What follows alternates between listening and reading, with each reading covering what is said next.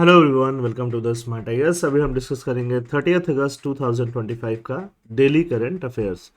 तो इसमें हम बात करेंगे समुद्रयान प्रोजेक्ट का एंड डीप ओशन मिशन का, और साथ में बात करेंगे India's demographic dividend as a time bomb. ये दो टॉपिक का आज हम लोग डिस्कशन करने वाले हैं। जो भी नए वर्ड्स आपको आज मिलते हैं, जो भी whatever new words you are learning today, जो भी आपके वोकेबलरी में इजाफा होता है, वो आप कमेंट सेक्शन में मेंशन कर सकते हैं। तो let's start with the first topic, that is Samudrayaan project. Samudrayaan क्या है? रिसेंटली टू इंडियन एक्वानॉट्स, एक होता है एस्ट्रोनॉट्स, एस्ट्रोनॉट कहाँ जाते हैं? स्पेस में जाते हैं। और एक्वानॉट्स कहाँ जाते हैं? एक्वानॉट पानी में जाता है। Recently two Indian aquanaut undertook deep sea dives in the Atlantic Ocean. Atlantic Ocean में इन्होंने डीप सी में डाइव लिया।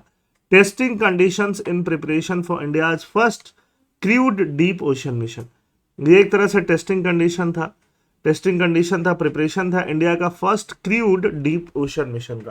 क्रूड मतलब जिसमें लोग जाएं, डीप ओशन मिशन का एक तरह से टेस्ट था। For this India collaborated with the French Nautile submersible team. इसके लिए इंडिया ने कोलेबरेट किया किसके साथ? फ्रेंच नॉटाइल सबमर्सिबल टीम के साथ क्या किया? कोलेबरेट किया। कंटेक्स्ट क्या है? हम लोग समुद्रयान प्रोजेक्ट चला रहे हैं। India is leading a Samudrayaan project, जो कि डीप ओशन मिशन का पार्ट है। और ये डीप ओशन मिशन कब अप्रूव हुआ था? 2021 में। डीप ओशन से नाम ही है कि ओशन के अंदर जाना है, अंदर जाके एक्सप्लोरेशन करना है। साइंटिफिक एक्सप्लोरेशन भी होगा, एनर्जी के लिए भी एक्सप्लोरेशन होगा, और ग्रीन एनर्जी के लिए भी होगा, ब्लू एनर्जी के लिए भी होगा। ये सारा वहां पे जाके रिसर्च करना है। इंडियन एक्वानॉट्स कौन थे? Commodore retired Jatinder Pal Singh and R Ramesh. तो ये आपको पता होना चाहिए। Commodore retired Jatinder Pal Singh and R Ramesh जो है, इनके नाम आपको पता होने चाहिए, क्योंकि आपको प्रीलिम्स में सीधे सीधे ये पूछा जा सकता है। Undertook test dives up to 5000 metre preparing for human submersible mission. 5000 metre तक की गहराई में ये लोगों ने टेस्ट डाइव लिया। अब ये लोग जो होते हैं कोमोडोर, ये एक तरह से नेवी ऑफिसर होते हैं, और ये इनको आदत होती है पानी में रहने की, शिप्स पे रहने की। तो इनके लिए बहुत ज़्यादा मुश्किल नहीं होता। तो इन लोगों ने ये जाके डिपोजिशन मिशन का एक तरह से टेस्ट किया। Aquanauts a trained person who undertakes human deep exploration, उसको हम क्या बोलते हैं? एक्वानॉट्स बोलते हैं। समुद्रयान मिशन क्या है? फर्स्ट मैन्ड मिशन, मैन्ड जिसमें मैन जाएंगे to explore the deep ocean. Submersible vehicle कितने दूर तक जाएगी? 6000 मीटर गहरे डेप्थ तक जाएगी। ऑलमोस्ट 6 किलोमीटर अंदर तक जाएगी, डेप्थ तक, है ना। मत्स्य 6000 भी इसको बोला जा रहा है। It is aims to deploy a self propelled manned submersible to carry 3 human beings to a water depth of 6000 metre. अब जितना डेप्थ पे जाओगे, वो व्हीकल क्या होना चाहिए? उसके ऊपर से इतना ही प्रेशर पानी का पड़ रहा है। अब जितना पानी का प्रेशर पड़ रहा है, उसके टूटने के चांसेस उतना ही ज्यादा होते जाते हैं, है ना। तो व्हीकल भी जो होना चाहिए, ये मत्स्य 6000 व्हीकल भी स्ट्रांग इनफ होना चाहिए। It is designed to study the deep ocean resource and conduct biodiversity assessment as well. Coordinating agency, National Institute of Ocean Technology, Ministry of Earth Sciences. इसका कोऑर्डिनेटिंग एजेंसी कौन है? National institute of ocean technology, NIOT, ministry of earth sciences. Project क्या है? Samudrayaan deep sea leap.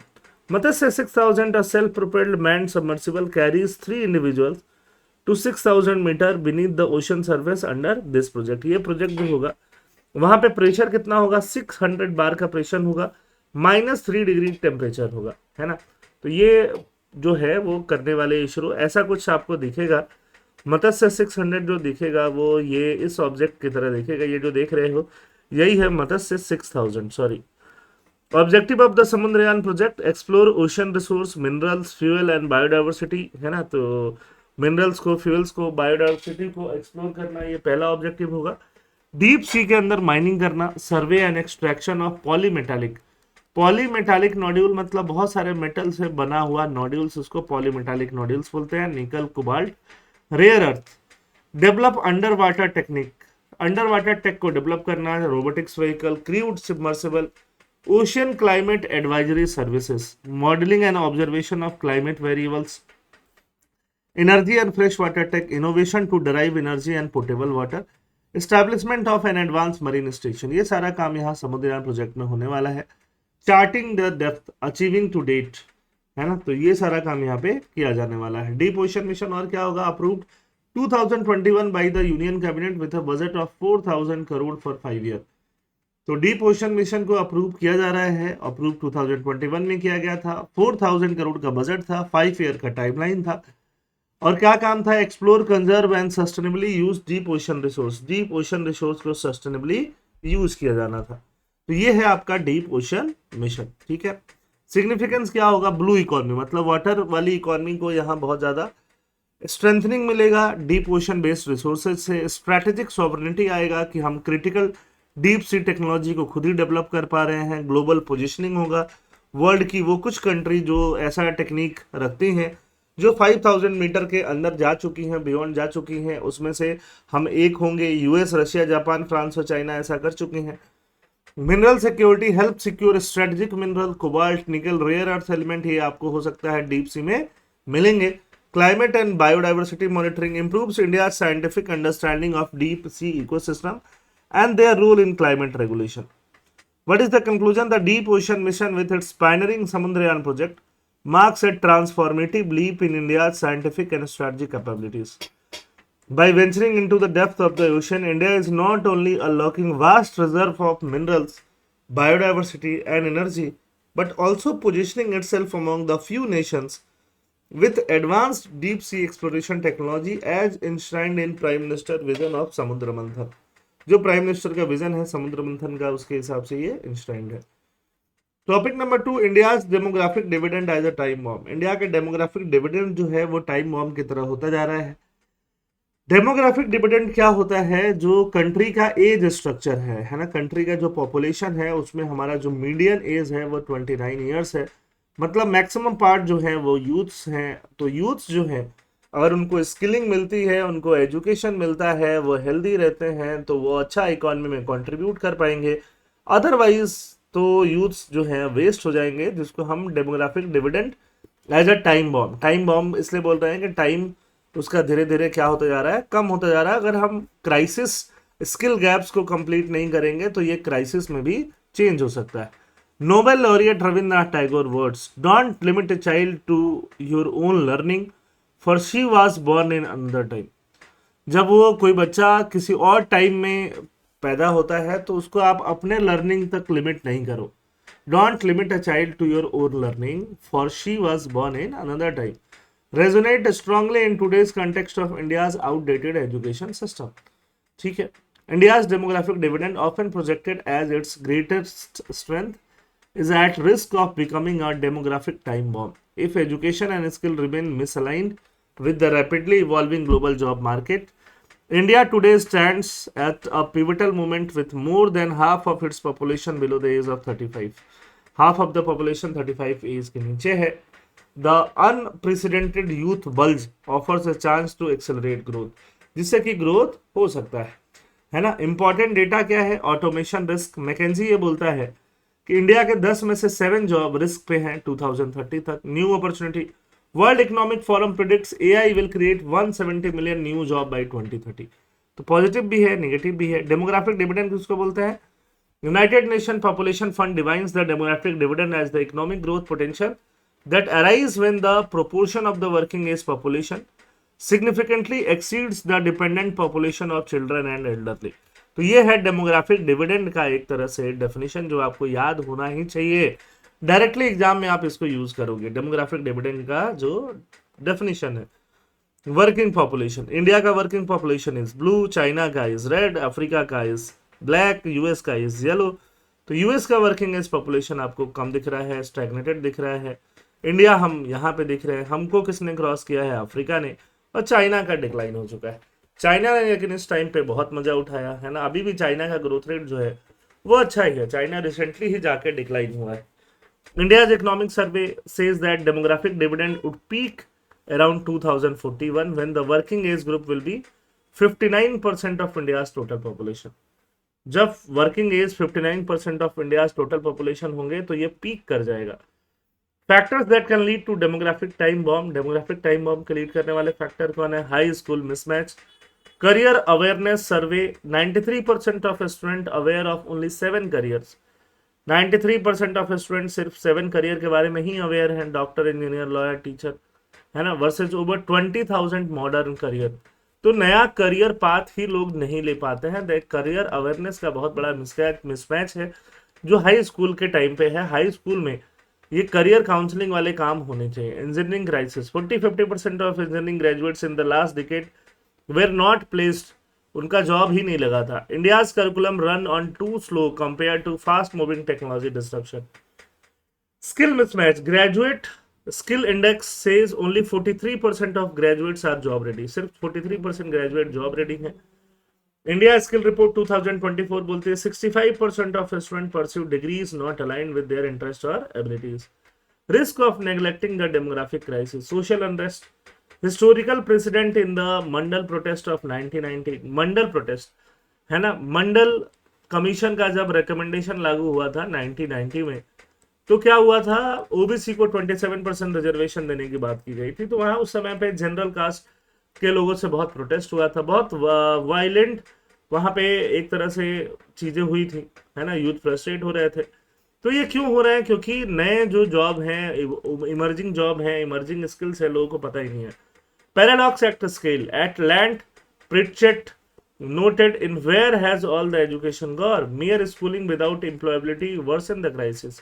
सिर्फ schooling हो जाए but employability नहीं हो।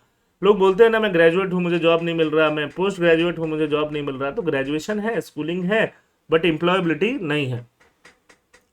और नोटेबल फैक्टर क्या है, female labour force participation rate India में बाकी कंट्रीज से कम है। ये ऑलमोस्ट हर दूसरे तीसरे दिन आपको ये डेटा मिलता है। रीजनल डिस्पेरिटी भी है। India showed significant regional disparity इन फर्टिलिटी रेट्स, है ना। फर्टिलिटी रेट में बिहार में टोटल फर्टिलिटी रेट 3 है, मतलब एक वुमेन 3 बच्चा पैदा करती है। यूपी में 2.7 है average.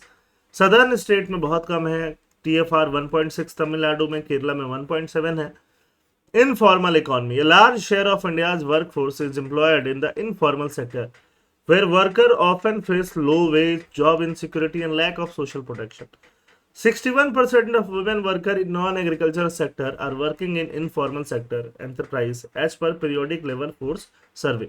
periodic labor force survey क्या बोलता है, 61% of women workers in non-agricultural sector are working in informal sector। वो लोग इनफॉर्मल सेक्टर में वर्क कर रहे हैं, जबकि फॉर्मलाइजेशन हो जाना चाहिए। अब डेमोग्राफिक डिविडेंड से पोटेंशियल बेनिफिट क्या होगा, जितने ज्यादा लोग काम करेंगे उतना ज्यादा इकोनॉमिक ग्रोथ होगा। तो इकोनॉमिक ग्रोथ ज्यादा होना चाहिए। Demographic dividend could add 2% points per annum to India's per capita GDP growth over next 2 decade. 2 decade तक, 20 सालों तक 2% ग्रोथ ज्यादा रहेगा।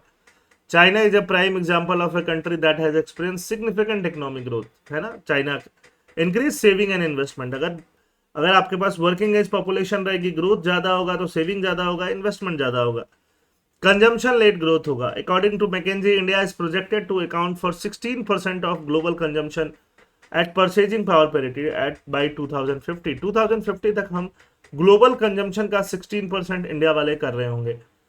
Fiscal space, with a smaller dependent population government can allocate more resource to investment in infrastructure, education, health care, further boosting economic development. तो अगर government और ज्यादा पैसा इंफ्रास्ट्रक्चर में, एजुकेशन में, हेल्थ केयर में लगाती है तो इकोनॉमिक डेवलपमेंट और ज्यादा होगा। क्या क्या गवर्नमेंट ने स्टेप्स लिए हैं स्किल डेवलपमेंट के लिए? प्रधानमंत्री कौशल विकास योजना लिया गया है, प्रधानमंत्री इंटर्नशिप स्कीम ली गई है, एम्प्लॉयमेंट जनरेशन के लिए प्रोडक्शन लिंक्ड इंसेंटिव्स हैं, हेल्थ केयर के लिए Ayushman Bharat, integrated child development services, education के लिए new education policy, right to education, है ना, ये सारा चीज किया गया है। प्रधानमंत्री कौशल विकास, कौशल मतलब स्किल्स, कौशल विकास योजना क्या है? एक फ्लैगशिप स्कीम है ministry of skill development and entrepreneurship के अंदर, जिसको national skill development corporation implement करता है। 2015 में लॉन्च किया गया, इंडस्ट्री रिलेवेंट स्किल ट्रेनिंग देने के लिए, part of broader skill India mission, ये स्किल इंडिया मिशन का पार्ट है। Significance, promotes industry ready workforce, industry ready workforce create करता है ग्रोथ के लिए, स्किल डेवलपमेंट को एम्प्लॉयमेंट जनरेशन से रोकता है, helps India harness it's demographic dividend, strengthen the formalisation of informal workers. PM internship scheme, PM internship scheme क्या है? A flagship initiative of the government of India under the broader vision of skill development and employment generation. इसका objective क्या है PM internship scheme का? To bridge the gap between academic learning and work place requirement by providing meaningful internship provide करना, ये PM internship scheme का एक तरह से ऑब्जेक्टिव है ना। हैंड्स ऑन एक्सपीरियंस दिलाना लोगों को, यूथ को, एम्प्लॉयबिलिटी स्किल्स दिलाना, फ्यूचर रेडी प्रोफेशनल्स के लिए रेडी करना। पीएम इंटर्नशिप स्कीम हमने कुछ दिन पहले ही डिस्कस किया है। टारगेट ग्रुप इसका क्या है, 21 से 24 ईयर वाले बच्चे हैं, है ना, जिनका हाउस होल्ड इनकम कम है। 12 मंथ्स का इंटर्नशिप है टॉप 500 कंपनीज में। ठीक है, ये आपका पीएम इंटर्नशिप स्कीम से रिलेटेड है। डायरेक्टली ये स्कीम्स आपको पता होने चाहिए। आगे और क्या करना चाहिए, करिकुलम ओवरहॉल, एजुकेशन को टेक्नोलॉजी के साथ अलाइन किया जाए, ये बहुत ज्यादा जरूरी है जो नहीं हो पाता है। This is one of the most important thing. National skill education industry framework, collaboration between government, private sector and academia, early career guidance, expand career awareness and aptitude matching at school level, focus on री skilling and up skilling, री skilling कराना, up skilling कराना, AI को positively leverage करना, train workforce for new AI related opportunities, workforce को train करना नए AI related opportunities से। What is the conclusion, India's youth bulge offer a once in a life time opportunity to accelerate growth. India का youth बल जो है वो offer करता है once in a life time opportunity growth को accelerate करने के लिए। Just as East Asia leverage its demographic window, जैसे ही ईस्ट एशिया ने अपना डेमोग्राफिक विंडो लेवरेज किया। If harness well it could make विकसित Bharat a reality, if neglected it may turn into demographic disaster. अगर हम इसको हार्नेस नहीं कर पाते हैं तो डेमोग्राफिक डिजास्टर के लिए भी हमें तैयार रहना पड़ेगा। क्योंकि अगर आपके पास यूथ बहुत है, यूथ अनएम्प्लॉयड है, यूथ अनएजुकेटेड है, यूथ अनस्किल्ड है, तो फिर क्या होगा, डेमोग्राफिक डिजास्टर ही होगा। कल जो क्वेश्चन दिया था उसके लिए H1B वीजा के ऊपर ये आप डेफिनेशंस पढ़ सकते हो क्वेश्चंस को, और यहाँ से मॉडल आंसर आप उनका देख सकते हो। ठीक है, और ये आज दो क्वेश्चन, एक डीप सी माइनिंग के ऊपर और एक इंडियाज के डेमोग्राफिक डिविडेंड के ऊपर, ये दोनों क्वेश्चंस आप प्रैक्टिस करिए, इनका मॉडल आंसर आपको कल मिलेगा, नेक्स्ट एडिशन में मिलेगा। थैंक यू एंड जय हिंद।